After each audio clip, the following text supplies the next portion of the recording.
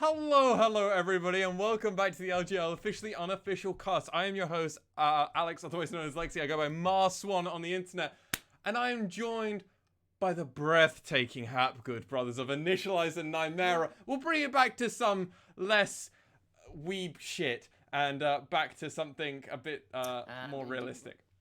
Yeah. See, I took a breath there. I was like, breathtaking. Typically, We take breaths to live, and That's a good idea. both of these teams have now had their chance at life. They have had their games won. The next team to win will be on series points, so we're going into game 3 at 1-1. It is effectively a glorified best of 3 now, but with some added extra context from the last 2 games.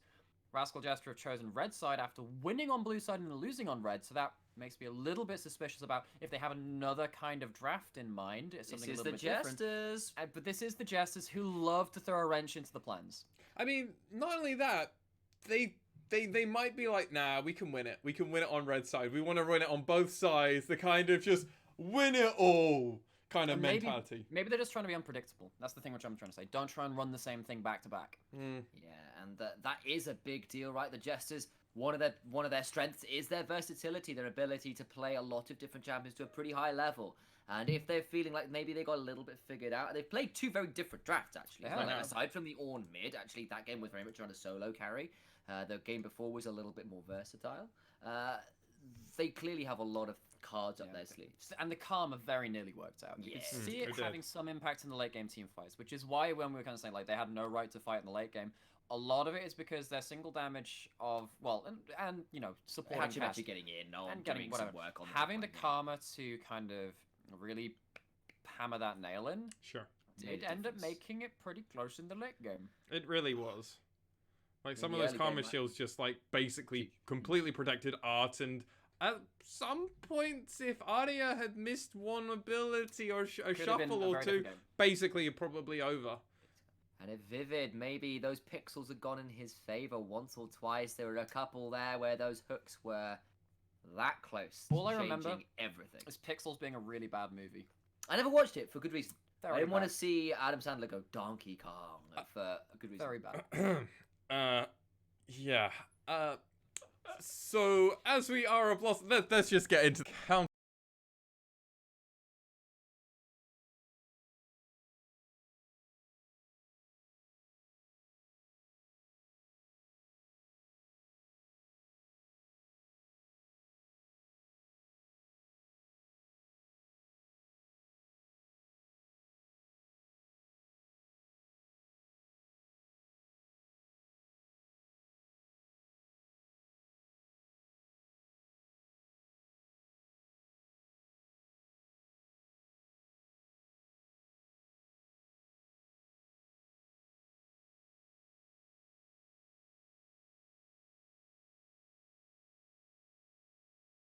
Us in again. In 3, 2, 1. Good luck to both these teams. I really want to hear him say that in Japanese. Yeah, we'll get him to learn it. I'll Okay, teach cool, him later. yeah, cool. Either way, we are into draft. CGA back on the blue side. Rascal Jester selected red side this time around. They've got something in mind. Ornn and Olaf Okay. banned by CGA. I will say Ninja's had a couple damn good games on But- that, so I can understand why the Ornn particularly taken But away. what this means is that they're not going towards Vivid's champion pool this time. They do take away the time catch. That was another one of their game 2 victory bans, but they also banned out the Morgana.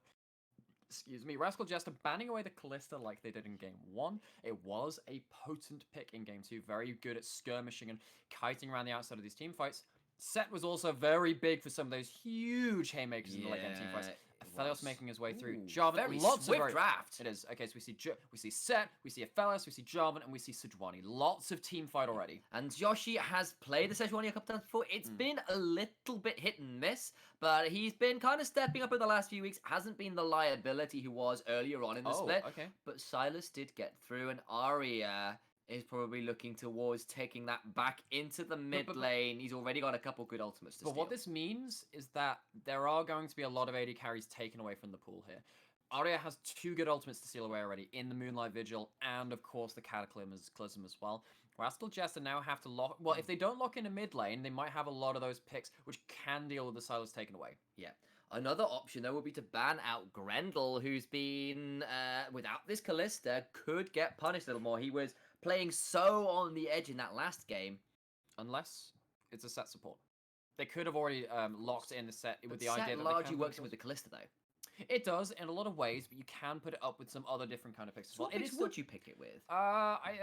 That's the question right here. Against the Aphelios Nautilus, you need something which can kind of help you all in some ways. Zyricon still up.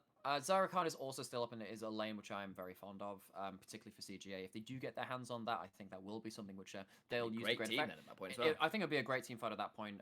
The team fight is already pretty huge with the Glacial Prison, the Showstopper, and also the three already very good team fight ults to steal for Silas as well. Varus has been taken away from Gango. He did play that in game one.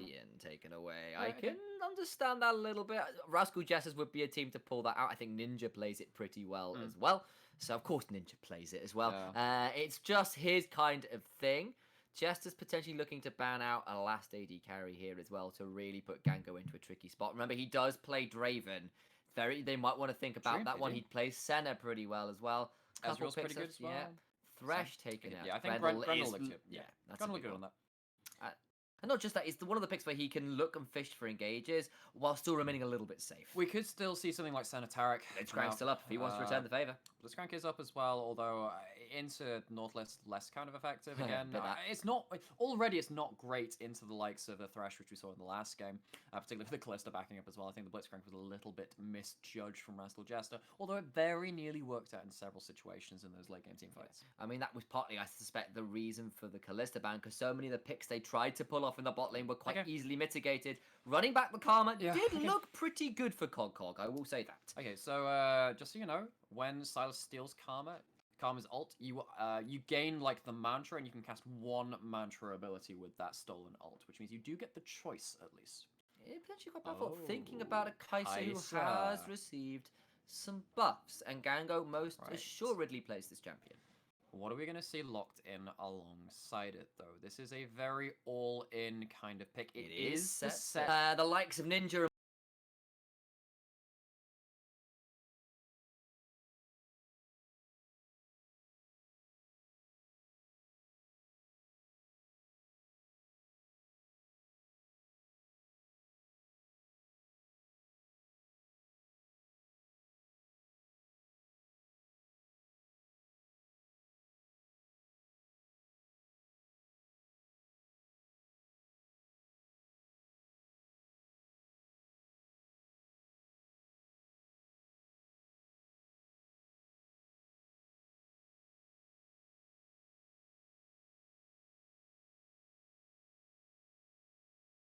Pawn ran this pick like clockwork over in the LPL back in that year. So Doing as well. Oh yeah. He actually had a pentakill on that this week. Oh, did he really? That's good. Yeah, FPX are looking really good at the moment, by the way, Yeah, guys. Them and IG, damn good. They have.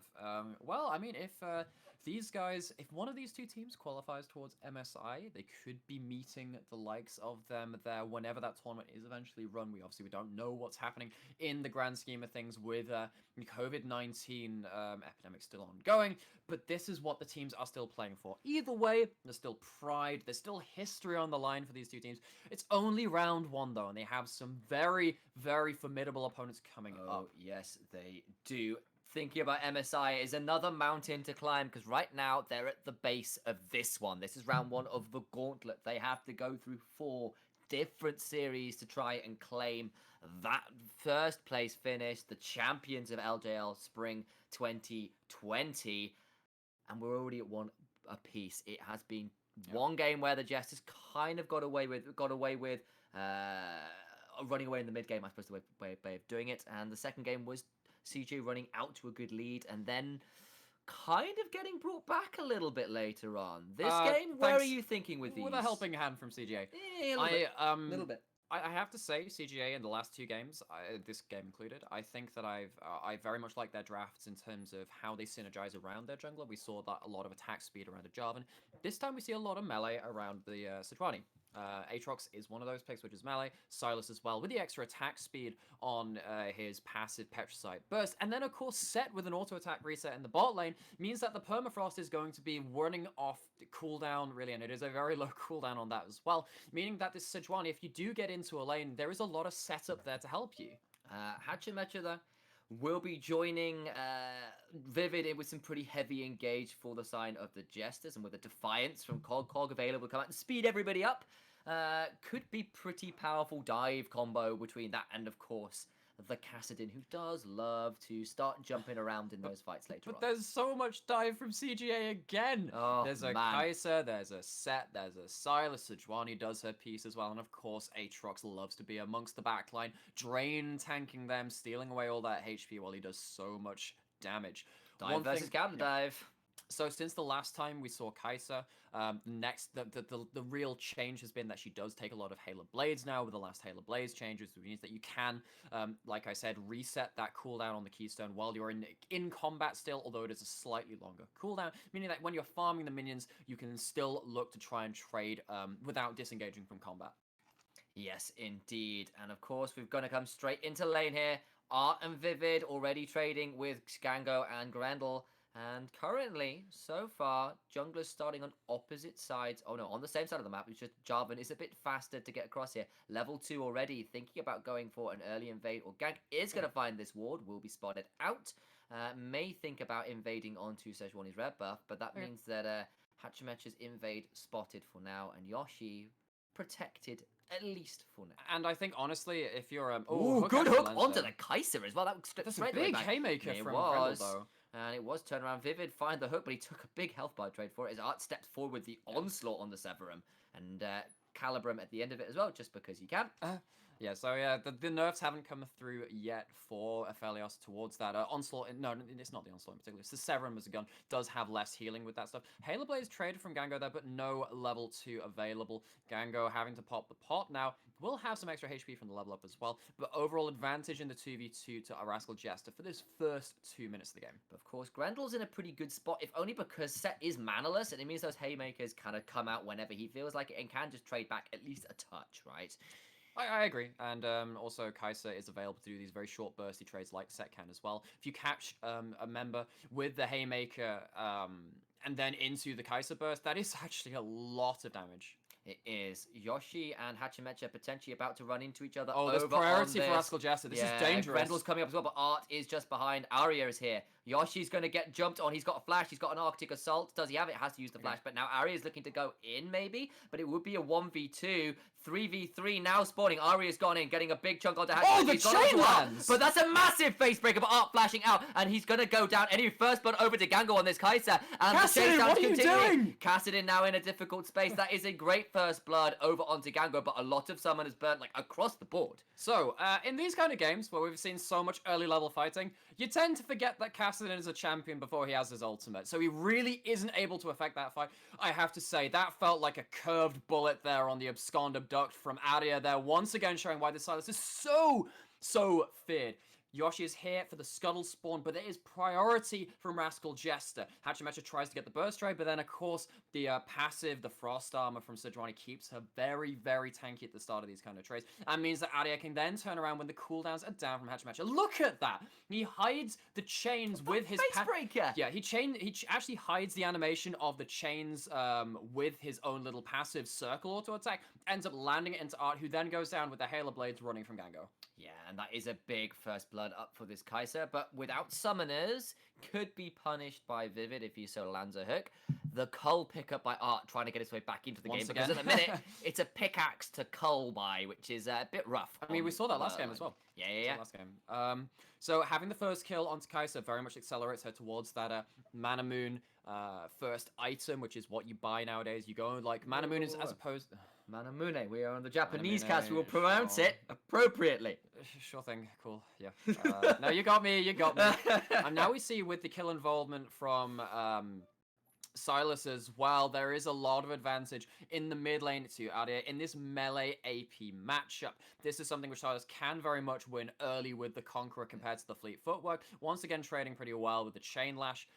Because the jungler was forced out early as well, it means that Kassadin has to play so respectfully. You can't afford to die early. Yeah, and it has meant that he's down about 10 CS, but that's just what you get for having to respect the threat of the Silas early, especially with him looking pretty good right now. Ninja close to level 6, but down a lot of mana. Has at least got teleport, but I think he's just waiting on a decent back timing. You know what? I think that if Silas hits level 6 first, there's very much solo kill pressure here. There's a teleport available from Cassidy, who will try and get this right now. He's thinking about going in anyway. He's just going to get that massive wave in, still doesn't quite get it. If he did levels, if he just actually hit that now. If he actually killed that cannon minion, I reckon he could have killed him there. Yeah, a little bit too greedy there. Ninja, though, did have the flash and was under tower. It would have potentially have meant that Arya would trade his life there. Maybe. We would have seen. But with the Conqueror running, would have been a lot of damage. Big wave crushing into CGA's turret here. But Grendel's going for it. He's got a face breaker onto Vivid, but Vivid, remember, still has the drag. That's what it's called. It's the depth charge. Oh, teleporting! They are going to come teleporting. Art's taking a lot of damage. Goes straight down to that Haymaker. Gango picks up that kill. Vivid is big in combo! Massive combo. And Grendel now in a huge amount of damage. And remember that Haymaker is not there. Yoshi still picks up a kill. It is a 2-for-1 in the end. Cassidy is coming down, but he... Like, I mean, it's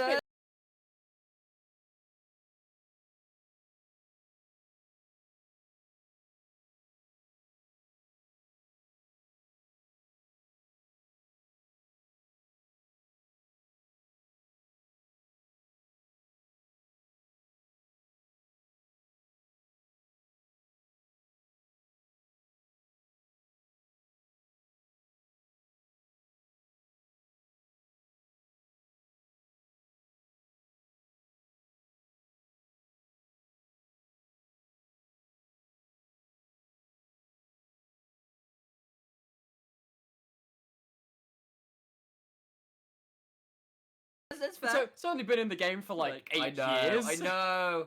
Well, alas, mistakes were made, much like a good turnaround gank again for CGA, who will come out to a pretty good early lead here, about 900 gold, and 2 good ganks from Yoshi, who's now 1-0 and 2. And he's a level up over Hatchmecha. He has a large camp lead as well.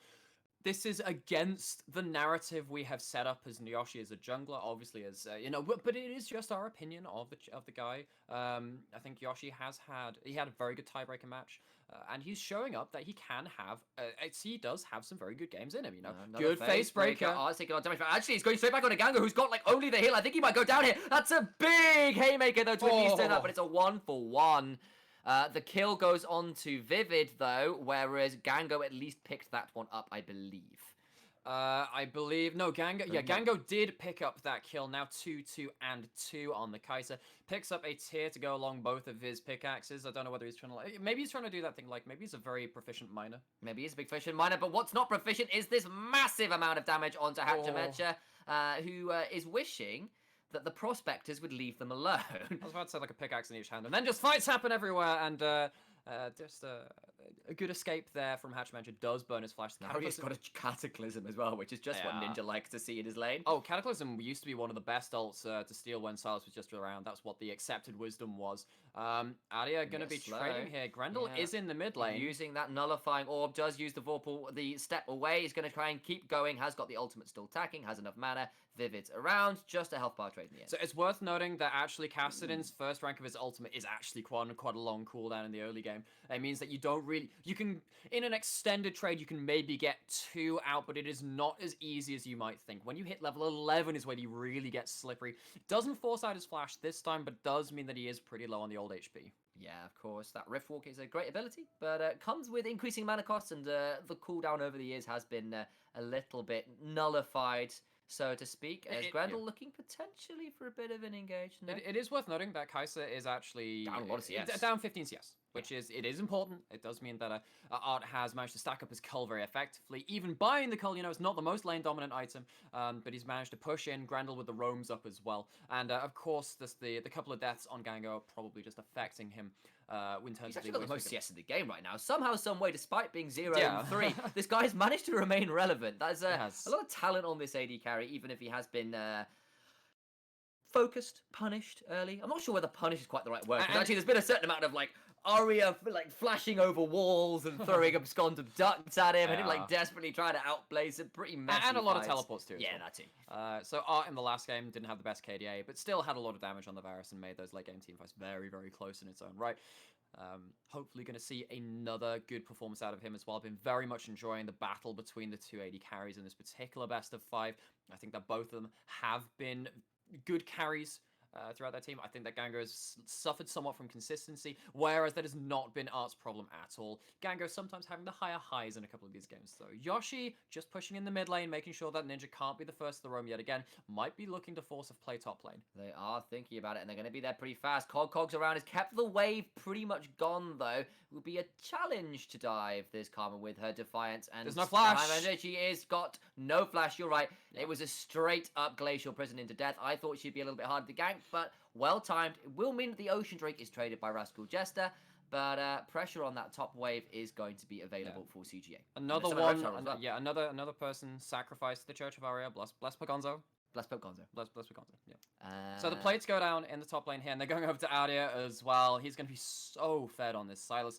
I am wondering at what point Ninja can start trying to 1v1 this Sylas, but if the right ults are picked up and the right combos are landed, with the Conqueror running Aria, I think in the extended trades we'll be happy for a lot of this game, particularly with the Rod of Ages not even built up yet for Ninja. Yeah, so it has led up to about 1,500 gold lead for now, and a lot of it will be onto Ninja, onto Aria, who is doing quite well. I was looking at him on the screen, who's managed to pick up a lot of those plates. Didn't get first tower, though, just about. He gets 4 plates, though. That is huge. He's shared just going to back away. Of them, can nearly guarantee that will be a proto belt by at the very least when he goes back. He's going to probably get proto belt and boots, I'd imagine. Gets boots, yeah, boots and an M-tone. So that's a lot of extra gold just kind of chucked in there. It means that he does have that extra proto belt ability to kind of start slugging it out in a couple of these matchups. Also worth noting, Proto Belt does give you a couple of stacks for your Conqueror as well. It does count as an ability, quote unquote, which means that it does give you that extra AP and gets you further towards that 10 stacks where you start healing off of some of the damage you do in these longer fights. Yeah, and that is always a big deal. Ninja walking into Yoshi, you talked about those abilities for the melee champion. Stack this up. Ninja's going to have to be careful because he's got that power running. So close. Great sidestep. Ninja's done that a few times versus Aria in the past. Yeah, we saw it in the week 1 matchup when it was the old Soraka versus Kiana. Very different mid lane matchup this time, but Ninja has managed to survive the 1v1 potential of Aria in a previous matchup before. Yeah, different pretty purple one this time. My Soraka not available, as my very poor rendition of songs is spoken aside. And we're going to keep looking down here. Actually, CS leads kind of across the board for Justice, despite the early kill advantages for CGA. Well, I think that Aria's been roaming quite a lot. Yeah, it's led to an even lane as opposed to a lead. But then, of course, the Aphelios is a very strong laning champion, as is the Nautilus. Set can sometimes suffer from that range advantage, most like he can do versus range top lane, as we saw the Set versus Karma in the top lane last game. Here we go again. There is a flash available at least this time for the Karma. Might need to use it. The Proto Bolt's been used. Land hits. That's going to be a big deal, taking a lot of damage. Kogog has got shields, has got flash. He's got the mantra on that W to keep himself alive. Does eventually have to use the flash. But Summoners not burned for CGA. They are burned for the Jesters and Kogog. But he stays alive. He does stay alive. And this time it's actually going to be a GLP built up by Cog on the Karma. Wants a little bit more of that disengage. Obviously, against 4 melee champions, we've said this before, it is very effective on the Syndra. It's very effective on the Karma too. What this means is, just be able to kind of peel a bit. It does mean that all this pressure put topside means that Nap will be able to claim first turret in the topside at 14 minutes into the game, just after the plates go down, unfortunately. And 2,000 gold now for CGA, who are doing fairly well. Essence Reaver in for Aphelios, that's good news. Rod of Ages alongside Tyr, stacking up for Ninja. He's going for that really scaling build on the Kassadin. And I can understand with how this game is going, that seems like a good option to you. So Jesters probably want to kind of stall as much as they can for as long as they can at the moment. They can do, and this game is not nearly over. There is a stacking build from Ninja. He went for the Roa before building the Tyr, which means it will be a slow stack Seraph's Embrace, which, so I play a bit of Kassadin myself. I've questioned a number of people about the builds that they have. Normally in solo queue, you will see the Tyr before the Roa is completed, allowing you to stack that up a bit earlier. But when you're in a hard trading matchup, sometimes the early HP and AP can help you kind of keep yourself at parity in the laning phase, which Ninja has done. He now has a 10 CS lead in the mid lane. Even though he hasn't had any kill involvement, he's happy to scale at the moment. Yeah, and just pay attention to that Rod of Ages. See, it'll be hitting about 10 stacks, probably 22, 23 minutes. And that Tyr probably online, probably about 25. you imagine, depending on how that goes. Yeah. So I mean, Castellan does stack tier quicker than in seasons past when they changed his W to cost exactly 1 mana, so it casts as spending mana, so it does give you a stack of tier. Your W is not on the shortest of cooldowns, but it does help quite a lot, particularly because Castellan's cooldowns are relatively long in terms of tier stackers. You don't stack it as quickly as something like an Ezreal, particularly when you're building a Manamune, as the Kaiser is doing. It procs on your auto attacks, not just the abilities. Aria is going to take a good trade though. But yeah, Ryoshi goes down.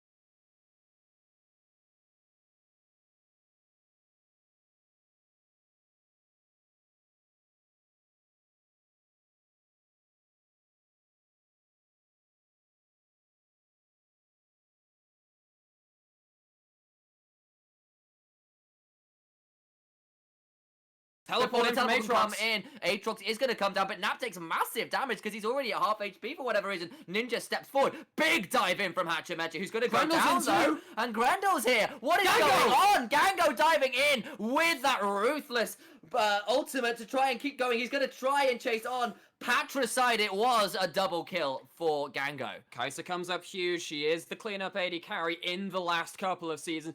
4, 2, and 3. Even though Yoshi goes down, this time it's for so many cooldowns that Rascal Jester leave nothing on the table for the remainder of the fight. It's going to be another turret down in the mid lane as well, which is pretty bad for the Castellan as well. No longer has that stalwart bastion to farm under. Yeah, and sticker in a bag with a number of stakes. So that's going to be the Roman punishment there for Kai'Sa, who does slay her dad in this fight.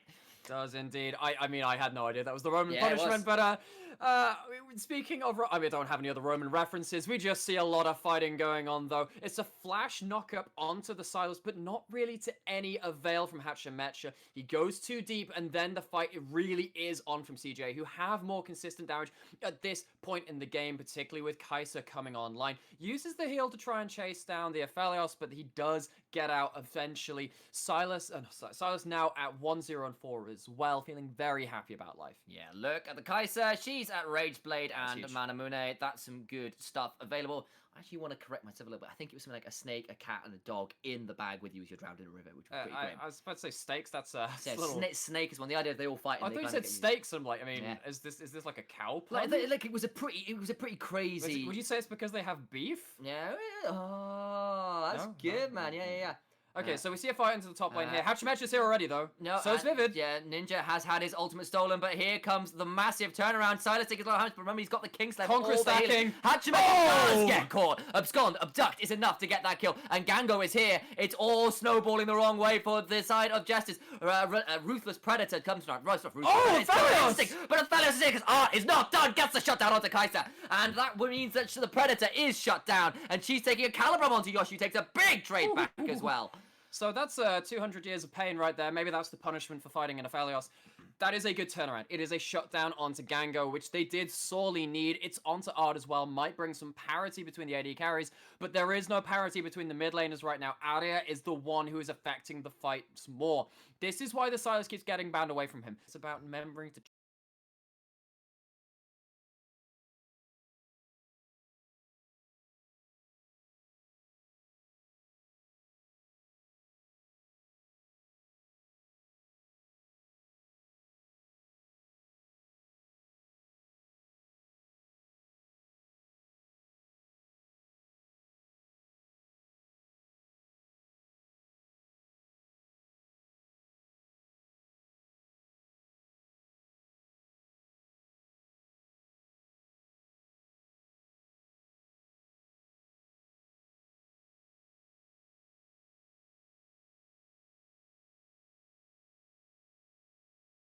track which weapons he has. With Crescendo and Calibrum, you do manage to get the auto attack reset when the turret auto attacks someone with the Calibrum, and it just meant that all the damage came through to Kango. And you can see that Art is leading the heretics here, the weapon of the faithful standing against the Church of Aria, and bringing down The Void's daughter doing some pretty good work there as she kind of went super ham there, using her killer instinct to try and chase down more as well. You can see Gango is feeling himself, but did get punished that time around. He did that time, still has the most gold in the game, has himself the E upgrade alongside the Q as well, building towards the Nash's Tooth with the Stinger brought in. We saw the Rift Herald summoned in the bot lane was what I was pointing out to my color caster there as Silas is pushing in versus Cog. I just saw him like Definitely waving at the screen. I'm like, I mean, sure, you can talk. Yeah, I can. I'll allow that. Yeah, it will. It was just the point of that turret is now taking a lot of damage. I don't think Silas can claim it, sadly, but a lot of damage onto that bot tier 1. He does have the teleport available. There's a Baron available. They're and with starting. the Kai'Sa passive, they might want to try and rush this. Hachimecha's around, though. Would be a bit of a risk. Just trying to bait, I imagine, because Nap's found a great flank. He's going to think about going over, but the vision from that sweeper spots him out. Gonna come over, the Q avoided, so is the Infernal Chase. Okay, but he protects the ward there around the red buff.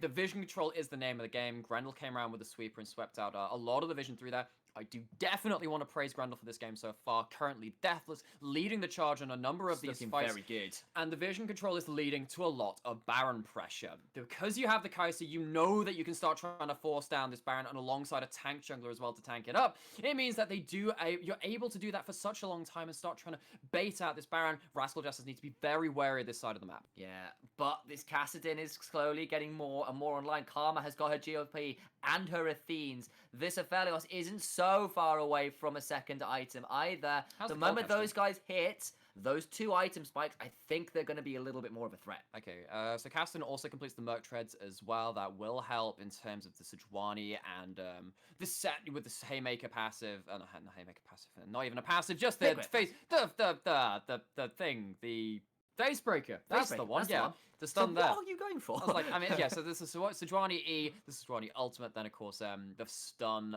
from Set as well.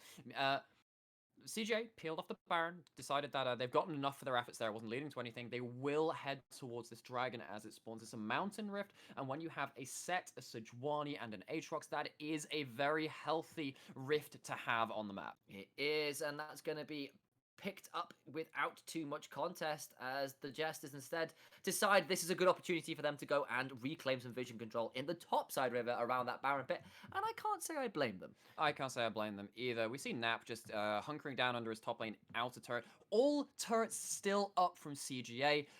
That's normally very good for map pressure. It definitely is in this situation, but it does mean if Rascal Jesters do manage to take one good fight, a lot of those turrets could go down, and a slew of turrets bringing the gold lead way more than back to parity could get them back into this game more than easily. Yeah, and that Rod of Ages is officially stacked. That Hurricanes is officially bought for art.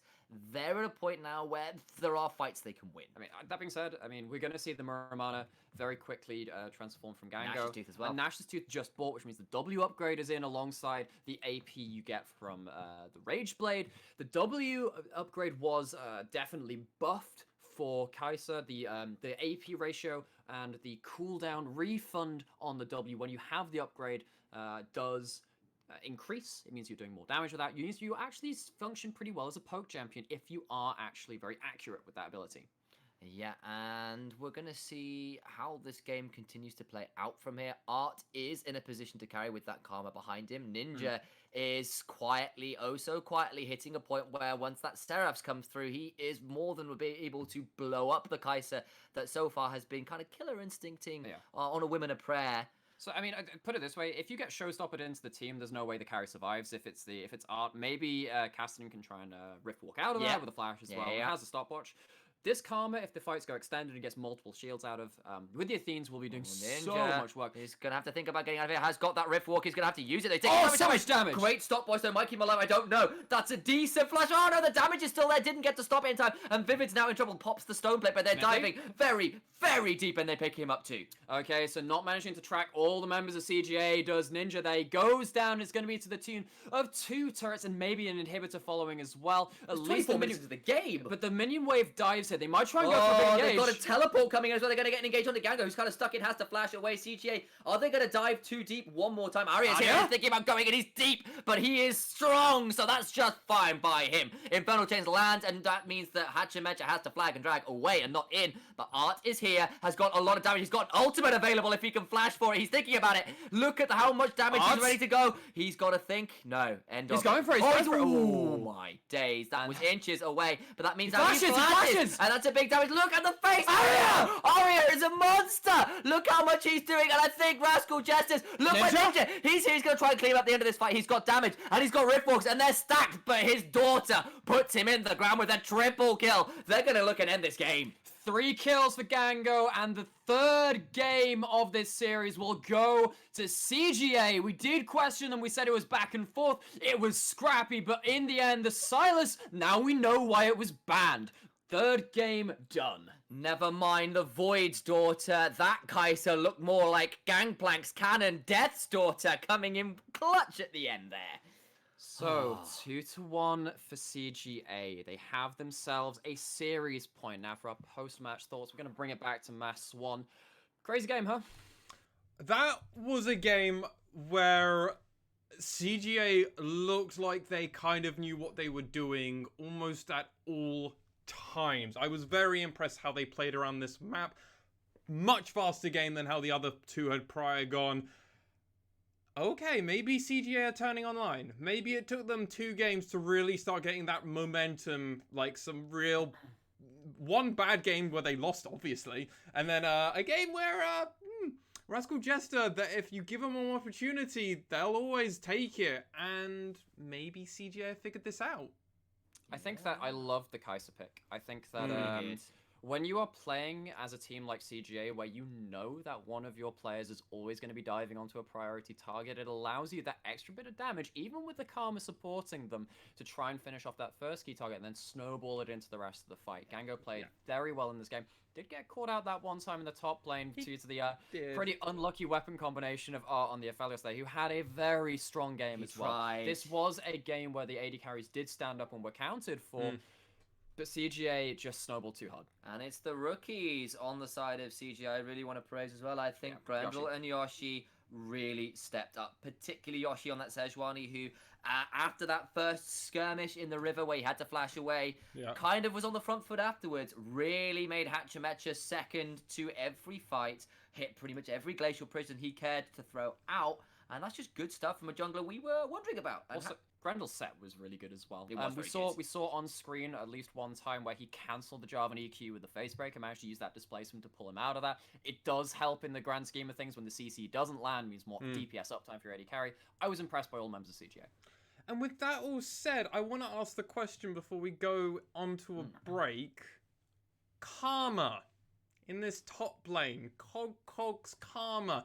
Game 2 wasn't so bad. This game, less impressive. Again, it seems to kind of shut down the lane, but they don't gain anything from that. So the effect is kind of worse. As well. Yoshi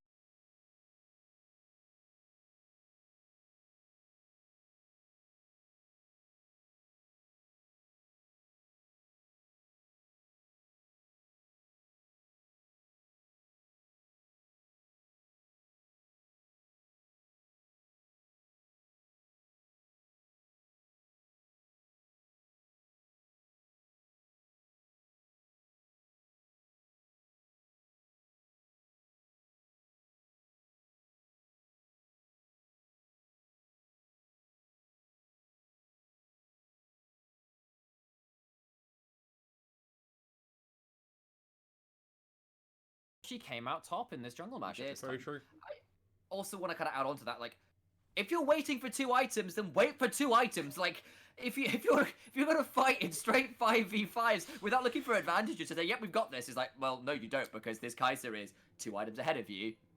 Can't be surprised you get snowballed on. Yeah, no, that was definitely a problem. Rascal Jesters just kept fighting for almost no reason in the grand scale of things. They just wanted to fight because they're against CGA and they know that this is the FaZe clan of the LJL. They want to get those hype reels going. So, I mean, I get it, but Rascal Jester, you've beaten them in the past by not playing their game. Stop playing their game. Go back to playing your game because you've got a very good win percentage when you play the game how you want to play it.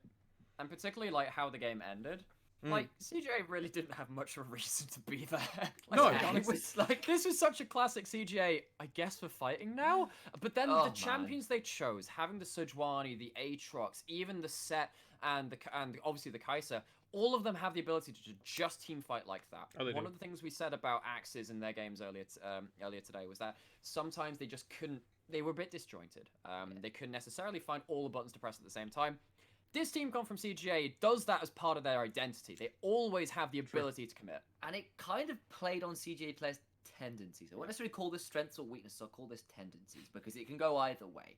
These players love to go in. We've seen how that punishes Grendel. We've seen how it can get onto Yoshi. We know Arya loves to make the outplay, but he can be punished for that too. But when everybody has that one button, which means we can go straight in and find these fights, It means they the can team do some fight. stuff with it. It means the team fight is over before they're at risk of getting stuck in the melee. Exactly. Particularly